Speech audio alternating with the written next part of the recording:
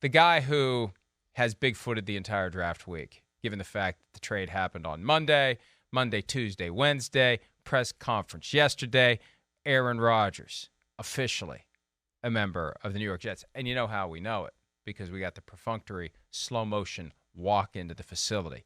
We can't have regular speed. I love it. Regular speed doesn't look good. We got to have slow motion. We got our first glimpse yesterday morning of Aaron Rodgers wearing his Jets hoodie. Yeah. He's got the short hair. He's got the shades. That's not the one. That's Woody. Oh, Woody.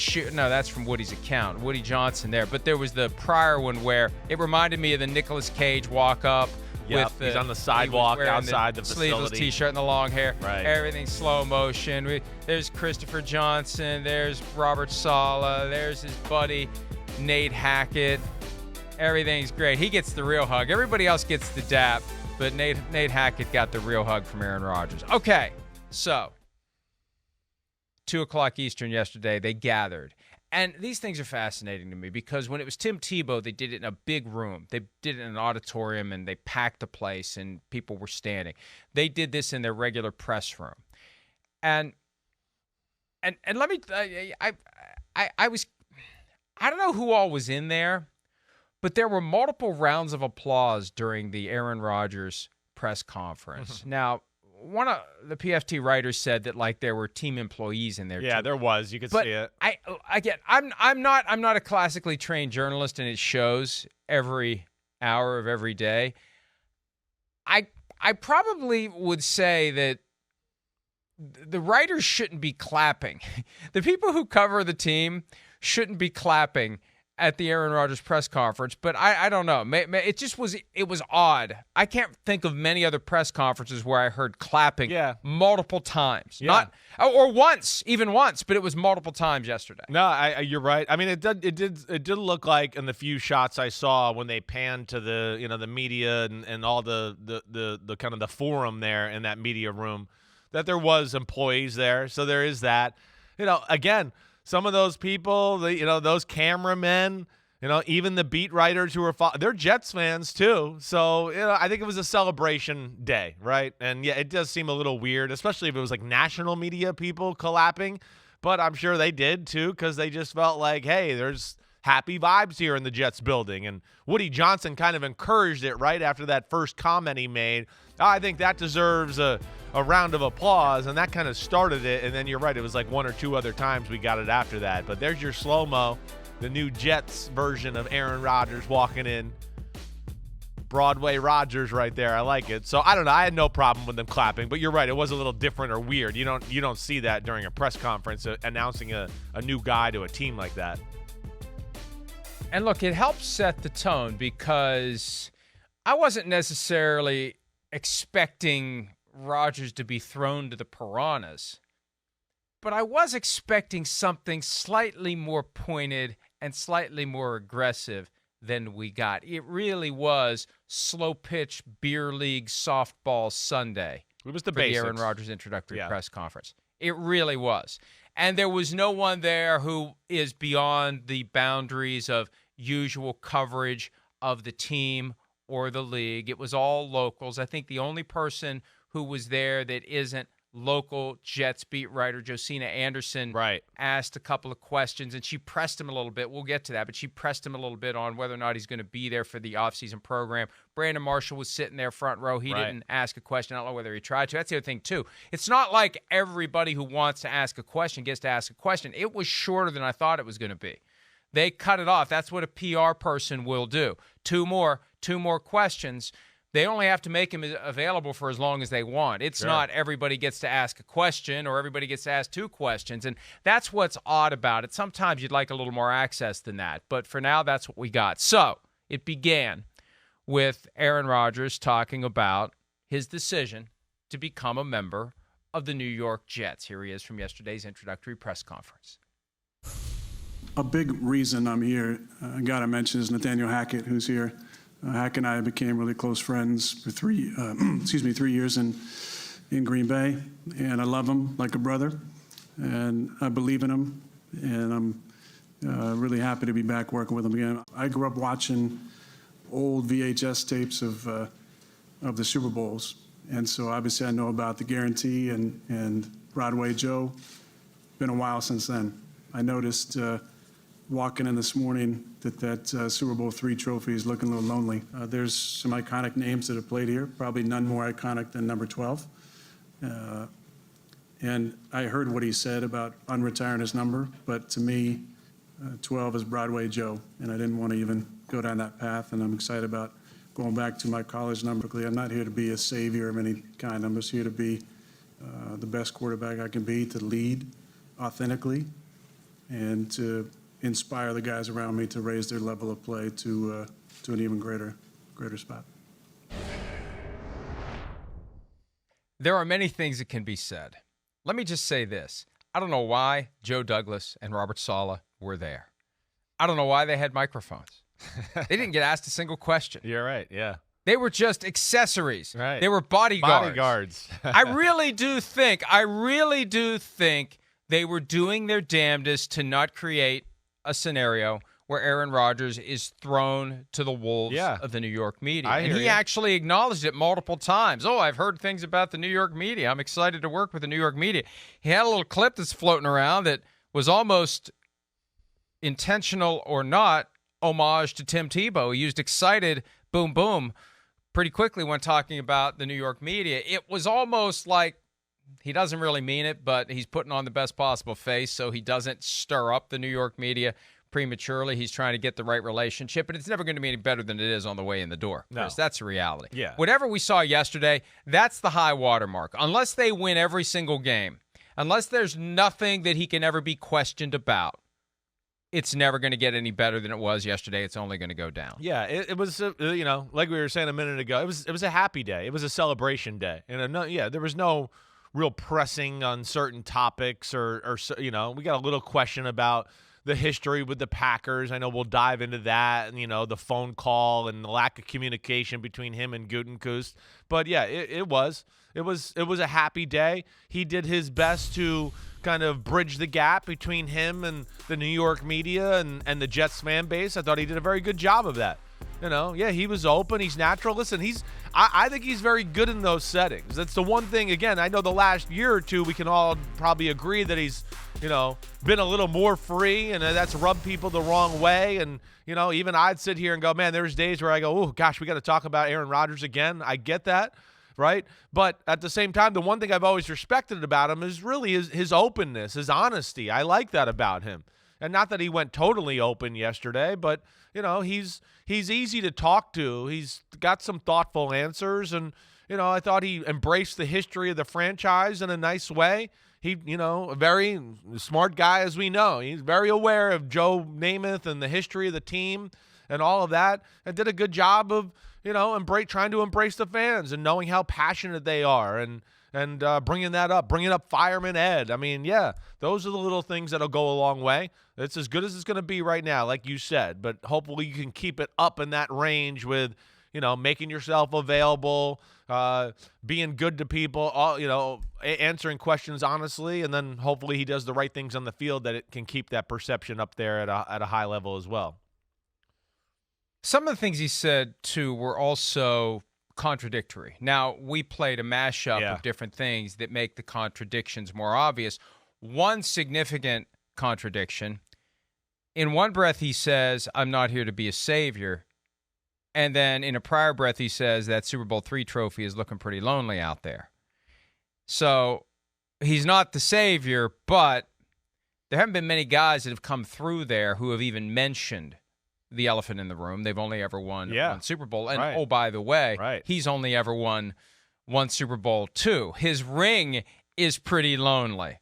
Their trophy is lonely. His ring is lonely. Let's see if we can double the fun for franchise and for quarterback. But that's a long way down the road too. And I know everybody's caught up in that. And again, the NFL and its teams thrive on the selling of hope. It doesn't have to be real hope. It doesn't even have to be plausible hope. It's just hope. That's why the draft is so popular. The draft is popular because fans of every team, except the Dolphins tonight, but hey, maybe they'll trade back in, so they're engaged too. Mm-hmm. But the fans of every team get excited about what may be, what is to come. tonight is about those possibilities. Who's going to get that player that changes the fortune of a franchise? And what about round 2, 3, 4, 5, 6, 7? Could there be a draft like the 74 Steelers? So it's that hope. And that's what yesterday was. It was a very contrived, manufactured exercise in glass half full hope. So buy jerseys, buy tickets, get excited, talk about the Jets, think about the Jets, forget about the Mets, forget about the Yankees, forget about the Giants, forget about the Knicks. That's right. Forget about the hockey. I don't even know if the hockey teams are still playing. Oh, yeah, they are. Think about the Jets. Think about the Jets. All three That's are. what it is. Oh, they're both playing. The Penguins aren't, so I don't give a shit. Think about the Jets. Think about the Jets. That's what it's about. And they did it. It's mission accomplished. It worked. It worked. Even though there's an element of fugazi to all of it, it worked. Yeah, I mean, sure. I mean, yeah, it was a show. It's New York, welcome to the big show. They set it up and staged it the way they want. To your point, you said that yesterday, a little bit. It was a controlled environment. It was going to be, happy, and I'm sure they were pretty sure about what kind of questions were going to be asked, maybe by some people. And you're right, they got to a point where, all right, he's elaborated on a few answers. Hey, a few more questions, and they weren't going to let him sit there all day and let people dig in. I think that's very real. But yeah, he's king of the town right now. Definitely. There's a lot of things going on here in New York in the sports. All 3 hockey teams are still playing. Rangers, Devils, and Islanders. Baseball's going on. Knicks are in the playoffs. But the cover of the newspaper today, Daily News, New York Post, it's Jets. It's Rodgers. So he is king of the town. And, I give him credit for embracing the elephant in the room, too. I do. Again, this is a gutsy move. I don't know, it is. I know he didn't have a whole lot of other options, but still, it takes guts to do this. And, I think Rodgers, with his self-aware, his awareness of the perception of him and the legacy that, he's there to win a Super Bowl. I know he's trying not to say he's a savior, but this is one way to get him back into the whoa. We've kind of downplayed Aaron Rodgers the last year or two. Didn't win the Super Bowl, didn't get to the Super Bowl. His legacy has taken a hit a little here. He goes here in the New York Jets and gets to a Super Bowl, wins to a Super Bowl. We start talking about him in a different way once again. We put him back up there with Mahomes and that got all those kind of conversations again. So, I do give him credit for embracing that. I do.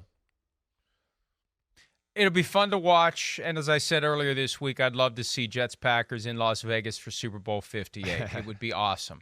But I don't see it happening. Well, yeah. I really don't. Right. I mean, if I were one to bet, I would bet against it because he's landed in a conference where all the great quarterbacks are, where all the best teams are. You got the 49ers and the Eagles, the Packers hope. For now, the 49ers and the Eagles, the top 2 teams in the NFC. In the AFC, it is a scrum, and those playoff games are razor thin, bounce of the ball here, quirky little thing there. I mean, the Bengals had the Chiefs beaten. They had them beaten. It felt like the Bengals were going to win that game, and then it turned. So, and even then, look, Jets, they're not the favorites to win the division. The Bills are. They got to play them twice. Dolphins twice. Patriots twice. Patriots odds are actually sinking a little bit. And we made this point earlier in the week. When you look at the schedule, every team from the AFC West, every team from the NFC East, it may only be one team that comes out of that division for the postseason. You may have to win it to get in. So reality is going to set in at some point, and the next step of reality will be the schedule. When we can start to do the Mike and the Mad Dog exercise, that's a win, that's a loss, that's a loss, that's a loss, and it all just becomes real, and you can see it. Jets, everything's great. Oh, week 1. Yeah. Oh, okay. Well, right. We'll worry about that when we get there. Everything's still great. And so it's going to be a fun ride. It's good for the NFL. It's good for the Jets. It's good for everyone, unless and until the Jets are 2-8 and they still have 4 more nationally televised games, and Aaron Rodgers has an ankle sprain or a broken collarbone or whatever, and he's not playing. Other than that, it's reason to be very optimistic about what happens. Now, yeah. Now, Chris, that schedule, like you said, it's real. What September is real, like we always talk about, you and I. You know, that's another reason I think you make the trade, you get it done, you get them there. We got to hit the ground running. By all due accounts, we might be on, Monday Night Football to start the year with a really tough game, and the next week we might be in, the Big 425 game with playing one of the better teams in football. So I think those are other reasons. Maybe you paid that premium to get the trade done, to get things rolling that way. I do. But, Mike, to your point, too, and I'm serious. I know I brought this up yesterday. But I had, every Jets fan in the world yesterday that I saw. What do you expect next year? What do you expect next year? What do you expect next year? What do you think? What do you think? The team is as good as it's been in I don't know how long. I mean, I don't know. It's as good as it's been since the early 2000s, or at least Parcells in the end of the 90s. It hasn't been better. Okay, maybe Rex Ryan and that group there. But in all due seriousness, I don't think the AFC has ever been better. I'm like, it's the 70s. It's never been better since the 70s. This is the best I can remember, and I know football from the 80s on, and have been obsessed with it. And then the AFC East, has the AFC East ever been this good? I don't really ever remember it ever being this good, where it's like, whoa, all four teams are legit. There's no doubt about it. Rosters, everything. So that's where it's hard for the expectations, to your point, Mike. It's like, I don't know what to expect. They're damn good. But holy crap, quarterbacks and teams and everything in the AFC right now. The reality is the Jets didn't make this move to try to win a Super Bowl. I think they made this move to try not to sink to the bottom of the standings, to sink to the bottom of the conference. They have to try to compete. They have to try to at least be in the conversation. Without Aaron Rodgers, they're not in the conversation. With Aaron Rodgers, they are in the conversation, but there's a long way to go. And we know what happens, especially when you have a lot of great teams. Seasons are determined by bad call, or for the other team involved, good call, bounce of the ball, just that one weird thing that happens in that one weird moment, that one play that turns a game around. The margins are so thin. You can't presume that any of those teams, any of those teams or the field take the field. Even the Chiefs take the field. There's too much crazy stuff that can happen to conspire against any one team. Yes, one team will thread all the needles in the postseason and get to the Super Bowl.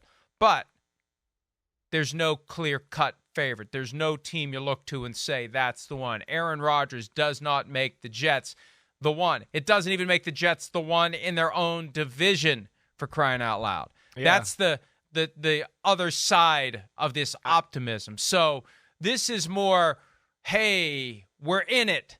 We're alive. We have a chance. This is a far cry from we're the team to beat. Yeah, no, it is. Now, the pieces are there. The potential's there. I mean, it's legit, like we've been talking about. There's the roster it's ready to explode. So I do think it's yeah, sure, not sink to the bottom, but I also think we're going all in to win the Super Bowl. I think it can be both there. I don't think it has to be one or the other. I think there's real wait, we got the pieces here to make a run, and that's why they were so aggressive and intent on getting this guy, because they think he's the guy that could do it, at least out of the guys that were available out there.